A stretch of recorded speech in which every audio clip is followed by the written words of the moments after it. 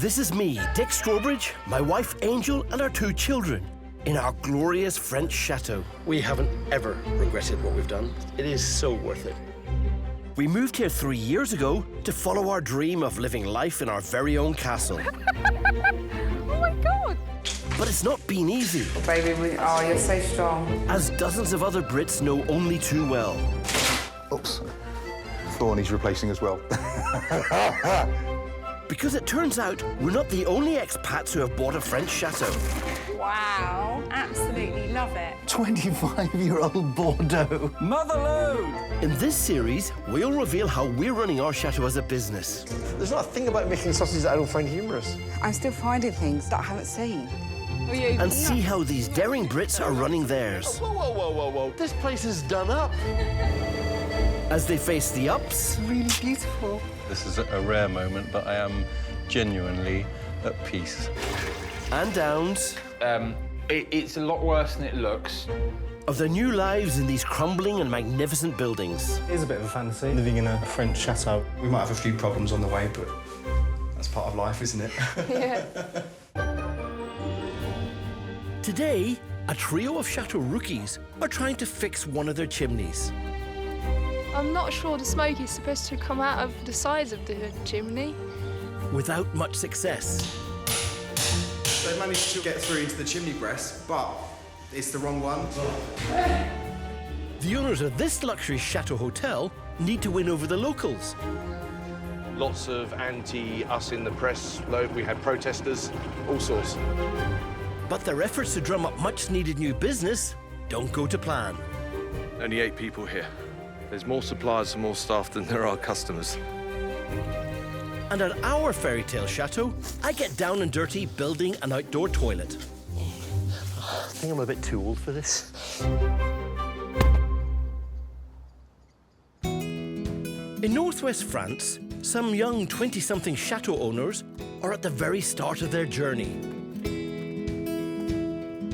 This is Chateau de la Baminière.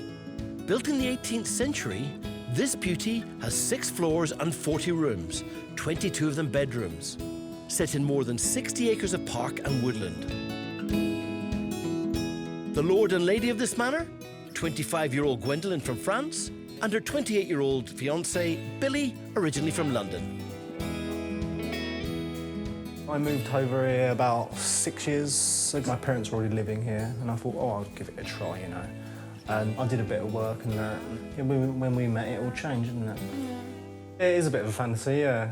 Living in a French chateau is always been a bit of a dream. That dream has brought them here to the Pays de la Loire region. And Billy's older brother, Michael, moved in too. The 3 of them have big plans for the castle. We want to have bedrooms in the chateau for B&B and have people hosting weddings or seminars here. But that dream is a long way off, because none of them have done anything like this before. And they've got a hell of a lot of work to do. The place has no electrics, no hot water, leaking walls and ceilings, and 90 rotten windows that need replacing. We basically decided to do most of the works ourselves, you know. We've got our own skills and stuff, so together I think we can make it work. I've got to admire their confidence. Until they're up and running, the young couple and Michael are living in the only habitable building on the estate, the guest house that used to be the servants' quarters. Everyone keeps saying to us, oh, you're living the chateau life and all, but not really at the moment. It's more like domestic of a chateau life, or with like the, how did you call them in Downton Abbey, the servants or whatever. That's what we are like. The reason why we're not living in the chateau at the moment is because basically it's uninhabitable, because there's no bedrooms ready, there's no electrics in some of the rooms, there's no heating, there's no running water. It's, well, the list is endless really, so we can't really move in just yet. Well, they did only just get the keys to this place 4 weeks ago. Bought for a pretty hefty €1,050,000 with money inherited by Gwendoline. I lost my mum almost 2 years ago now, and she left me a bit of inheritance. I thought it would be nice to make a good life for us to prepare the future, because she left me something, so I think we should use it to leave something to our children one day. I know she would have liked this place. They've barely settled in, but they're not wasting time when it comes to getting the business started. In just 3 weeks' time, their first customers, a party of 14, are due to arrive for a weekend break at the guest house.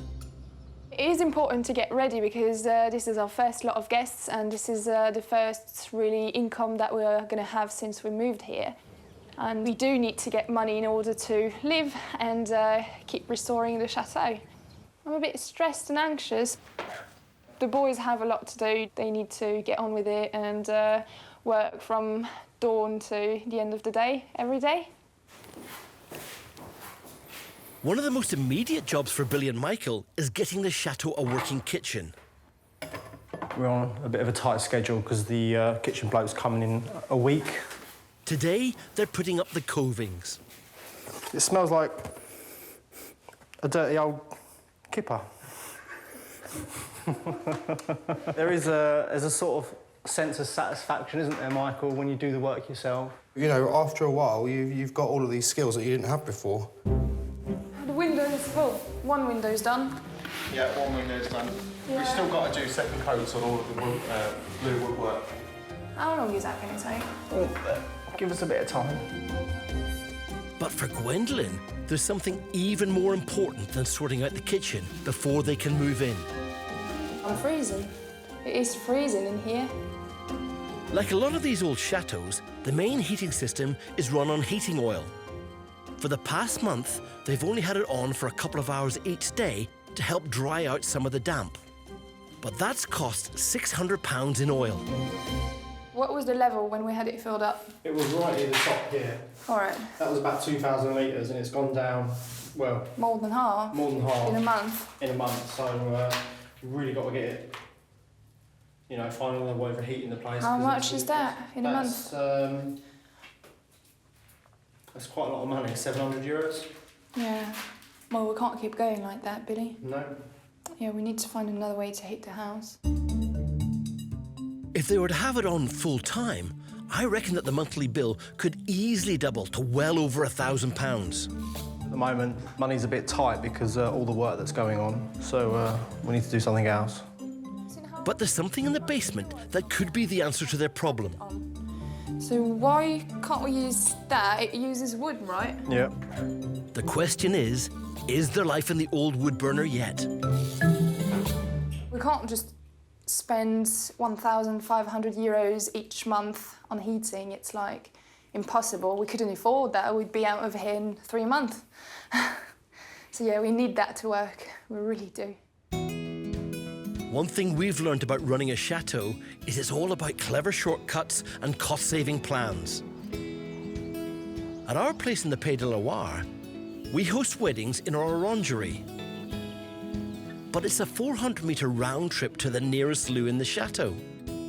The challenge, to save our guests a long walk for a wee. I think I'm a bit too old for this. A task that's made even trickier when there's no mains water nearby.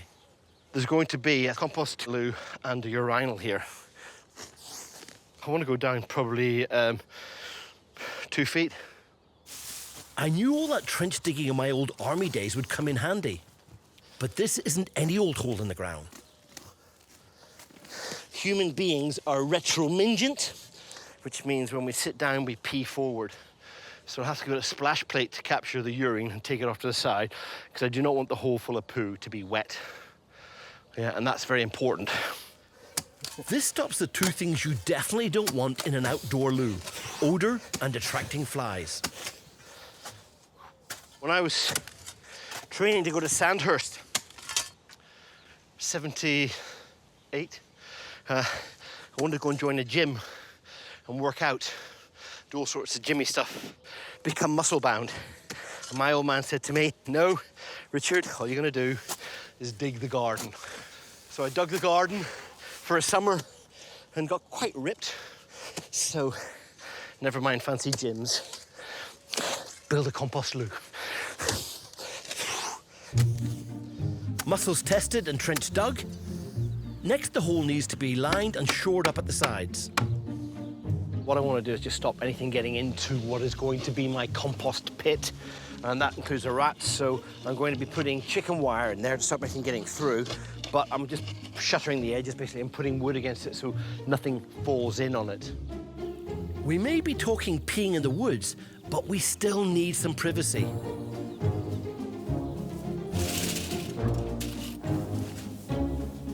This is like a mobile home. I got the grunt, you got the finesse. We're in. Look at that.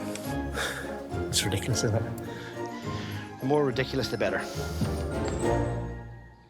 Fit for a king or queen, or bride and groom, and ready for its throne. Well, this loo seat is made for a conventional toilet. And if you look at it from the side, see those gaps that we have to let the air in? We're going to get rid of those. I'm going to take these bits of plastic off, screw this all the way down. I'm going to seal around this with a little bit of foam. And so when this shuts down, there are no air gaps. And the reason we have that is we don't want flies coming in and going in and out of this place. This is to be a fly-free zone. Right. So that's the sit-down element of the loo. Over to Angel, her dad, and the kids. Which one do you like? I like that one. To bag a urinal at the reclamation yard. Aha! Mummy's found what Daddy's sent us to find. Look, this is the one. Dick sent me down today to look for a urinal. Oh, the glamour, I know. But we saw this a year and a half ago. I said we should have bought it then. But, you know, we didn't really quite have a place for it. So I'm so glad it's here today. C'est combien pour the urinal, pissoir? Le prix, il est à 100 €. 100 €, oui. I think that's 100, isn't it? Il est nickel, hein. C'est pour ça que je le mets. What's 80 €? I wish I spoke French. I remember last year it was 80 €. No? C'était 80. Oui. Huh? Correct. Ah. Well, if you want 80. Super, come on.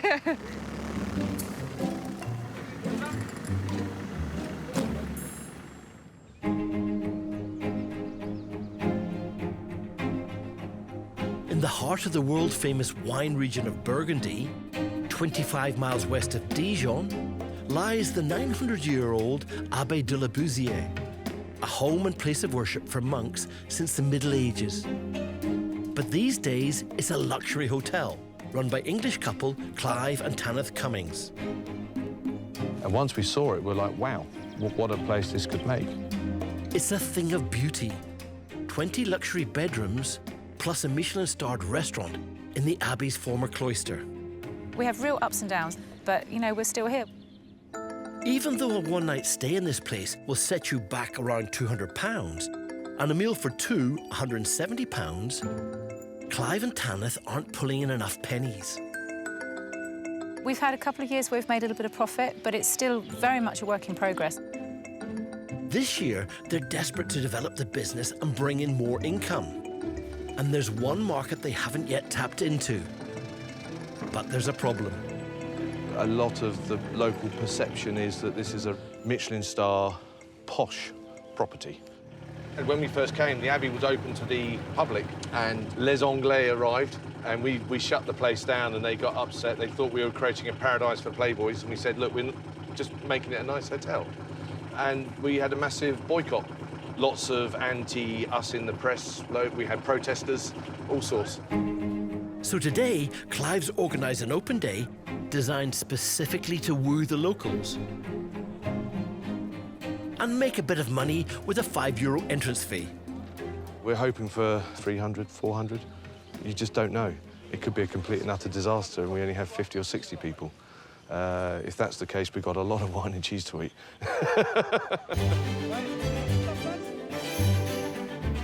Clive's invited dozens of regional food and wine suppliers who'll be setting up stalls on his lawn to showcase their wares.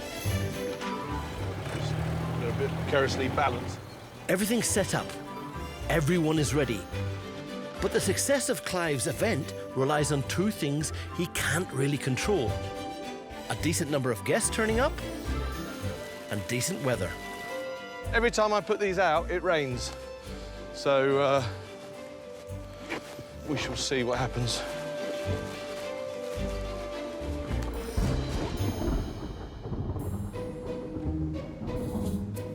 For us, running a chateau business is all about making your guests comfortable. Even if that means building a toilet from scratch using a garden shed.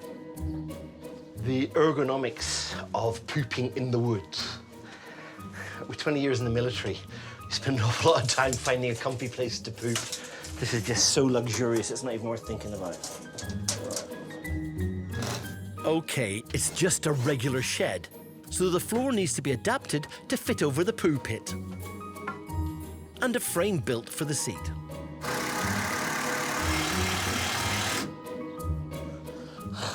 Gorgeous. Oh, it's proper, like, enchanted forest. It's proper toilet. Tea, isn't it? I love it. Right, this is the loo capability. Yeah. Here, on this side, is going to be a urinal capability. Right. Okay. Is that going to have any sort of, like, privacy? Yeah. Picture a urinal there, picture the wall. It's got to be tall enough so no man's head can be seen, yeah? OK. So here, so they come through here, pee here, and the urine, wee, comes around here. Stuff from the compost loo go in there as The well? pee from the compost loo goes here as well. Right. This is the sit-down loo. Yeah. And kind of washing the hands, we're just going to have a... All that, sanitising stuff we've got. Yeah, We'll just put a little okay. shelf in there with a sanitizer and things All in right, there, then. Yeah. I'm going to continue making All right, baby.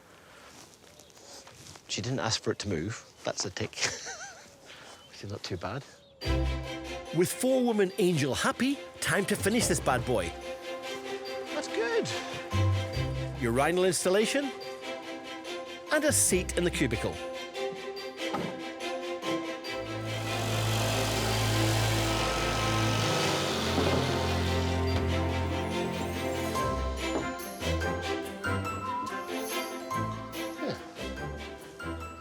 It's nice. Voila, all ready for our wedding guests. And better than any camping loo, if I do say so myself.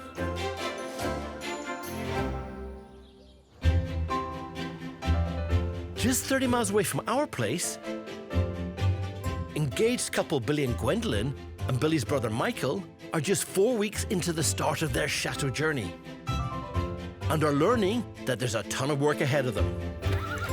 They're desperate to get a disused wood burner up and running to save cash. But they've no idea when it was last fired up. There's a receipt here from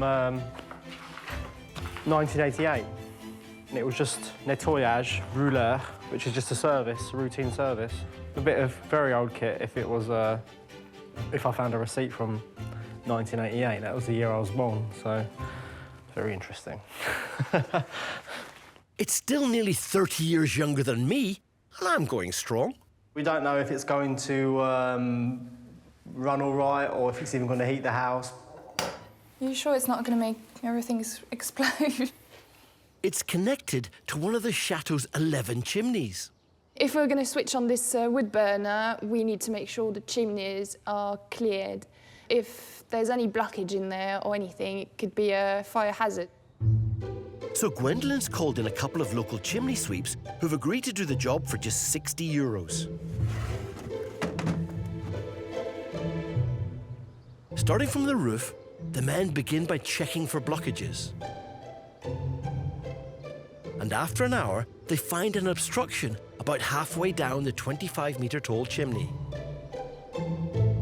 The chimney's so badly blocked that they're obviously from the top or the bottom, they can't get the blockage out. There's no choice but to try and get to the blockage through the wall. Well, they've been trying to bash their way through this chimney breast for about 15, 20 minutes. And, well, at least you know the house is strong. That's one way to look at it. French chateaux tend to have very thick, solid walls. These are about a foot deep. The thing is, the chimney breast is solid granite, so, it's not easy to knock through. After almost an hour, the men are finally through. But there's no sign of a blockage.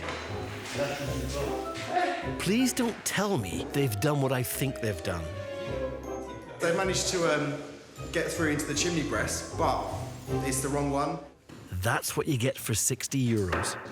There's two chimney breasts side by side, and the blockage is in the other one. So now what they've got to do is they've got to knock through into the other chimney breast. A quick recalculation, and it's time for take 2.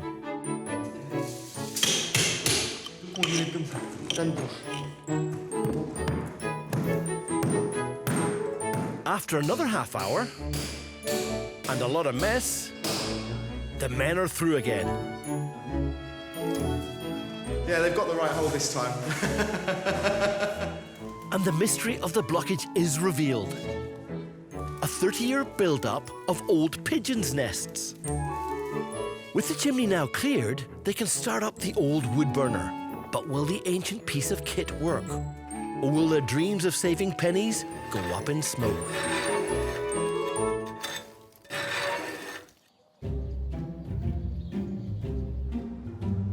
Back in the Burgundy region of eastern France, Clive and Tanith need to bring in more money to their luxury chateau hotel.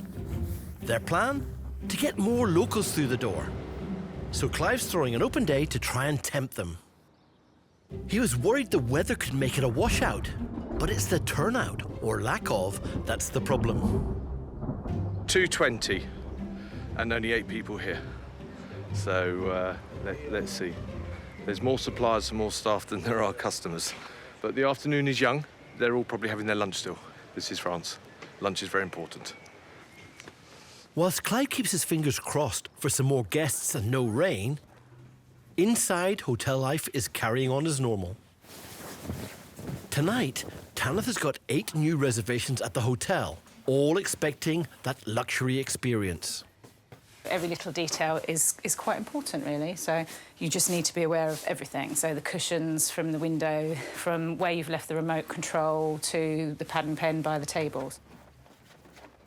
We get all our laundry from England, and we also use really good quality towels. They've got to be fluffy, you know, they've got to be big and fluffy towels. This one's good to go, I think. Just needs some water, but everything else is ready. The flood of local visitors armed with wads of cash hasn't arrived. Bonjour. Combien? Beaucoup? Combien c'est beaucoup? Déjà 20? 20 people so far. So just another 450. The other 450 or so guests must be just around the corner. Empty road. I want to see a whole line of cars snaking up with lots of people in it. And then I'll be happy. Here we go, hopefully. Vous avez une voiture? Allez. Oui, non. Bonjour. She didn't smile, did she? But today's not just about selling the hotel to the locals. The world-renowned British sculptor Paul Day lives just a few miles away.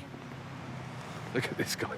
And Clive's invited him over to set up a stall selling signed copies of his new book. Bonjour, monsieur. Hi, how are you? I'm very well. How are you? Clive and Tanith have several of Paul's sculptures in the Abbey grounds, including these 3 life-sized bronze bulls. They've been on loan here for a year, and tomorrow, Paul's taking them back. These are going to be moved to an exhibition I'm having in Beaune, our local town. I think they look perfect here, and I'm actually surprised that Mr. Cummings hasn't made me an offer on them, but I know how tight he is. You know, so frankly, I don't hold down much hope there. It's now an hour into the event, and to Clive's relief, there's finally a steady stream of guests making their way into the grounds for the Abbey's big day. I'd say there's a couple of hundred people here now, so very pleased with that. Let's hope we have another 200 or 300 coming through the door. We'll see. Another 2 coming in. Yeah. Lots of local faces, which is really nice. And they see the transformation of the building. They see the investment that we've put in.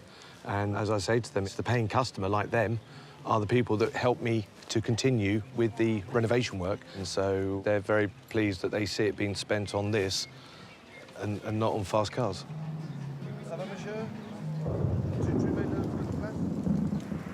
It looks like Clive's weather prediction has come true. I said my red cushions were an invitation for it to rain, and it took 3 hours. It's fantastic. Il pleut quand the vache qui pisse. In French, that means it's raining like cows we. But luckily, Mother Nature has intervened at the perfect moment. Just as we want people to go home, it's hailing. And so, no, we've had a perfect day. The weather held out long enough for everyone to enjoy the chateau and make some money in the process. I think the receipt on the gate is 450 people, and our winemakers have sold their wine, our cheese lady sold her cheese, the flower lady sold some flowers. Everyone's happy, so yeah, good very day, happy, good day. very pleased. Now they just have to wait and see if their efforts will bring in more locals and more euros. Some 240 miles west, in the heart of the Loire Valley, sits Chateau de Bois-Jorot, built in 1850 by an Englishman. Now it's a grand self-catering rental, with 9 bedrooms and 11 bathrooms, 20 acres of parkland and a pool. And it's still got English owners. 3 sisters, Catherine, Marian and Tanya. The business is run from the comfort of the UK by community worker Tanya, who lives near Oxford. Morning. I'll set the kettle on. Who do you fancy, Mr. Happy today? And younger sister, teaching assistant Marian, who lives with her family near Reading. It's your turn for brushing your teeth. I'll tell you what we can do is pancakes. Yeah, I'm off. All right, see you later. Have a good day. The sister's mum, Cleone, lives a few miles up the road from Tanya. And I've lost the bucket already. The chateau used to belong to her ex-husband, the girl's dad. Bucket. He didn't want the responsibility anymore, so he gave it to his daughters. So they were left with a chateau, which is a bit of a double-edged sword because there are maintenance costs. They don't live there all the time. They don't speak French, and they've worked very hard to get it off the ground, and they're making a success of it. I'm actually very proud of them, although I don't usually let them know that. I've also got to meet up with Marian at some point this week, go through chateau stuff, see where we are. As the saying goes, with a great chateau comes great responsibility. And the sisters find it hard work maintaining and managing this magnificent 19th century castle. It is very stressful trying to manage my job and the chateau and just general family life, parents, you know, everything that brings. Trying to actually squeeze them into life in general is quite hard. We probably get about 10 rentals a year, through from May, June, July, August, those are maybe our September. main ones, yeah. I wouldn't say it's profitable, but it covers its costs, which is what we needed to do. But running a French business from the UK has its frustrations. Everything in France is quite different to the English way of doing things. What might be logical and feel quite sensible in the UK is very different in France. I'm not used to dealing with French authorities. I'm not used to the way that French banks operate. Oh, offices are now closed. Monday to Friday, 9 to 12:30. No! Ah, the joys of French life. We know it well. Once a year, the sisters, their families and mum, Cleone, take a trip to open up the chateau for the new holiday season, after being shut up for the long winter months. Maybe a lot of people think of having a chateau as a dream, a place they can go on holiday and relax and drink a glass of wine, watch the sun go down. There's always issues and there's always a problem. Have you got the passport? There's always something that needs to be doing. It's a 12-hour trip to the Loire Valley, and they have no idea what will be lying in store for them when they arrive.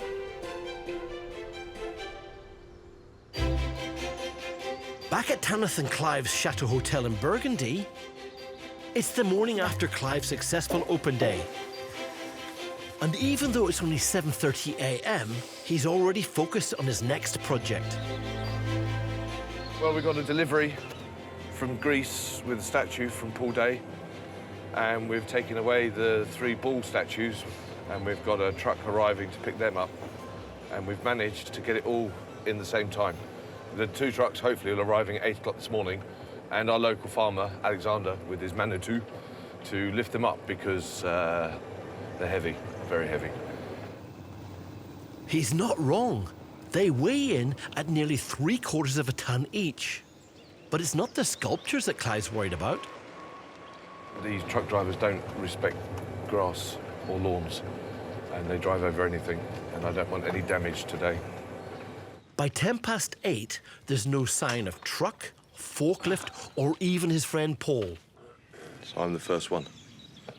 Waiting for 2 trucks and an artist. Oh well. 20 minutes later... It's a truck arriving. It's a flatbed low loader. So this is for the bulls. The bulls are being taken 30 miles away to be exhibited in the town of Beaune. Peut-être poser le camion ici? Ouais, on va voir avec lui, on va attendre. Oui, just, OK. Clive's friend Paul, the sculptor, is the next to arrive.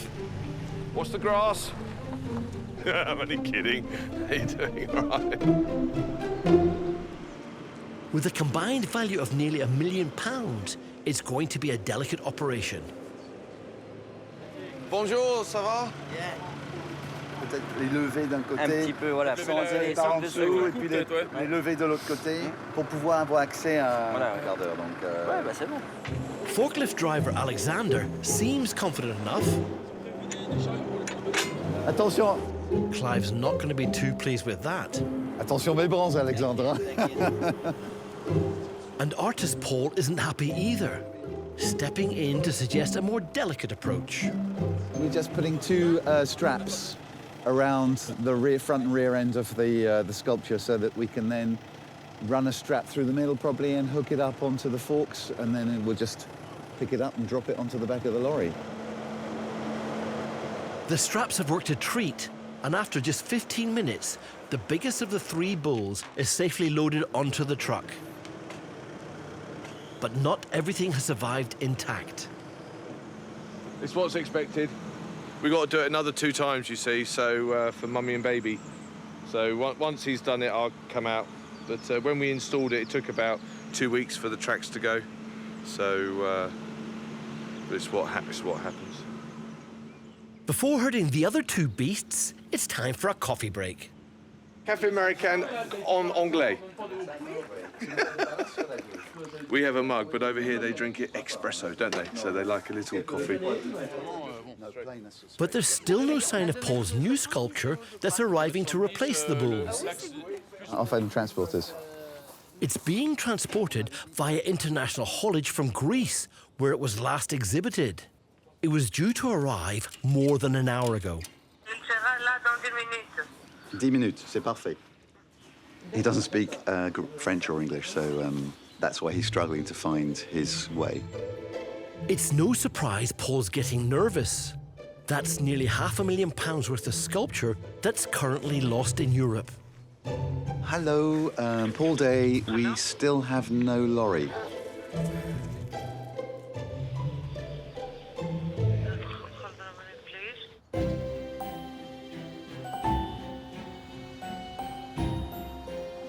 Back in the Pays de la Loire, it's crunch time for Gwendoline and fiancé Billy.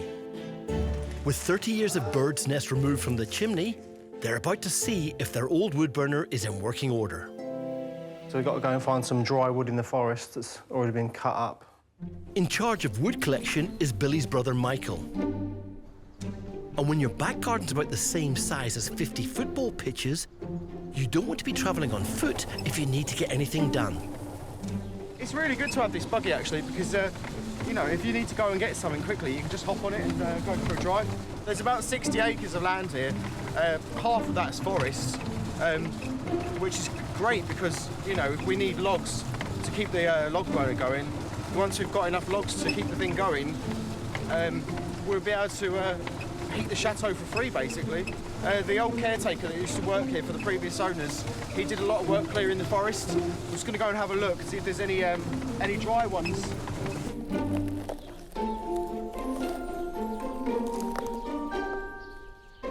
They're huge logs. That one looks good. When it comes to using wood for fuel, you can't just chop down a tree and burn it straight away. Sawn timber like this needs to sit for about 2 years to dry out before it's seasoned and can burn efficiently. Luckily for them, this stuff looks the business. That one seems dry.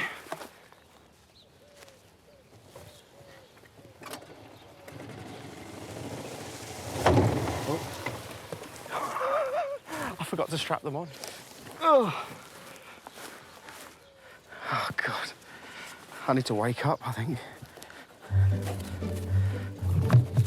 While Michael struggles with the logs, Billy's getting himself a practical crash course in the chateau's heating system. Well, the hot water comes out of the top of it, because obviously the heat rises, so the cold water is fed into the bottom of it, and there's 2 valves, and they're both turned off. Yep, you've got to turn both those on, otherwise there's nothing getting in or out. Michael, are you there? Are you all right? Yep, we're ready to put some wood in it. I've just given it a bit of a once-over, and it's quite clean inside. I've turned the valves on the back, so we're ready to go. Yeah, right, I'll bring them all back now, then. All right, then, cheers. Well, I'm quite excited to try the wood burner, because if it works, it really means that we can save money, and that this is money that we can put towards the renovation. It could be a massive potential saving of up to £1,000 a month compared to using an oil-fired heater. Key to a good fire is a nice bit of dry wood. It's the most economical way to keep the place heated. The moment of truth has finally arrived. Do you want to light it? Yeah. Let's have a go. Do you want me to turn this on? Yeah, just turn it on to get a draft through quickly. That's it. It's drawing. It's not smoking at all, is it? It's a good sign, because there is smoke, but I'm not sure the smoke is supposed to come out of the sides of the chimney. Isn't it supposed to come out of the top? Not sure about that. Look. But it's not supposed to be coming out the sides, is it? Well, that's what I was thinking. I wonder why it's doing that. So the old wood burner's fine. It's the even older chimney that's not. If they're lucky, it'll just be a few holes that need plugging with a few quid spent on some cement. If they're not, it could mean lining the chimney, and that's going to cost a whole lot more. We have a loan to pay back, Yeah. and we need to make money out of this place. It's really slow progress. We just need to keep pushing.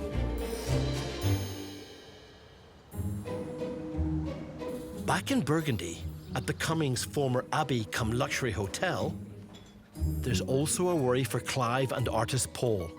The £500,000 sculpture they've been waiting for... Hello? ...is now more than 2 hours late. The truck is there. Are you sure? Yes, the truck is there. Just arrived. Just arrived, okay. I don't know. I'll go and have a look. OK, thank you. We'll go and have a look. Okay, thank you. Bye.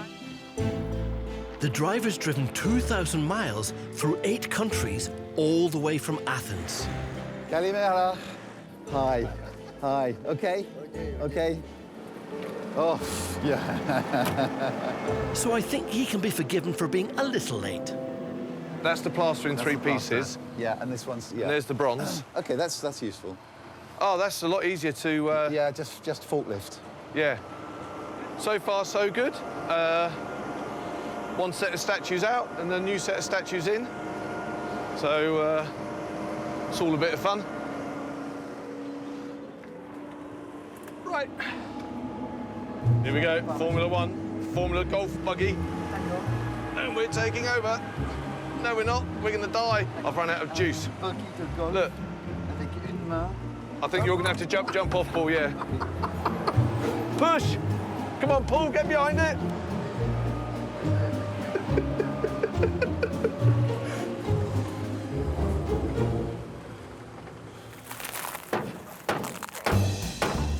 Paul's most well-known sculpture is a bronze that stands 9 metres tall at the Eurostar terminal in London, titled The Meeting Place.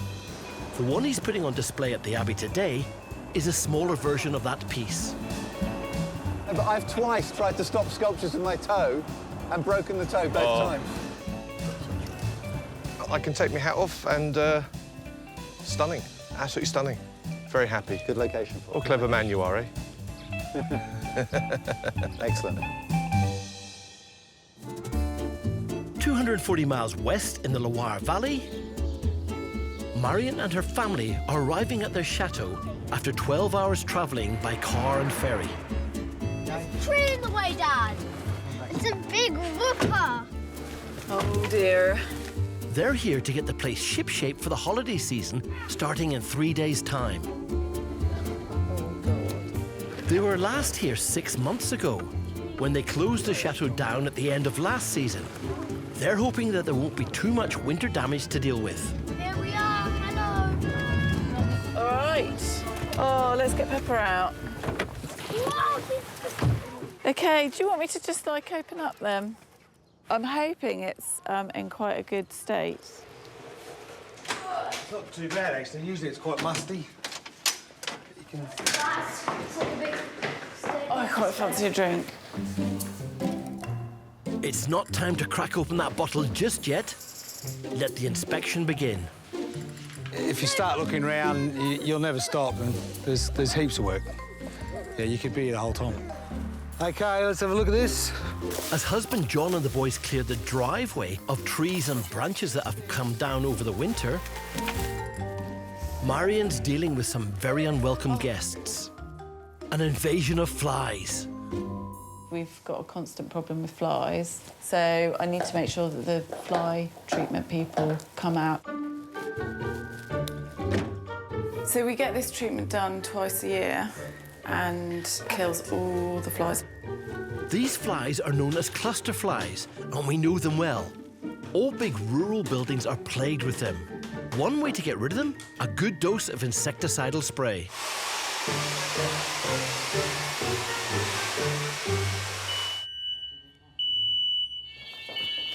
The smoke alarm? Yeah, do we know how to... Yep, insecticidal spray can set off your smoke alarms. Still, good to see they work. So it was set off, which is great. That's the first time I've known it work. So that was good. And I know, at least we know it works, so it's brilliant.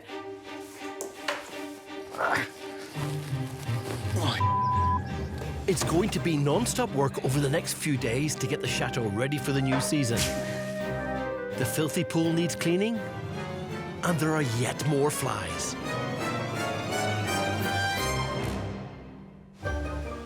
Next time, Sister Tanya and the rest of the family arrive to help set up.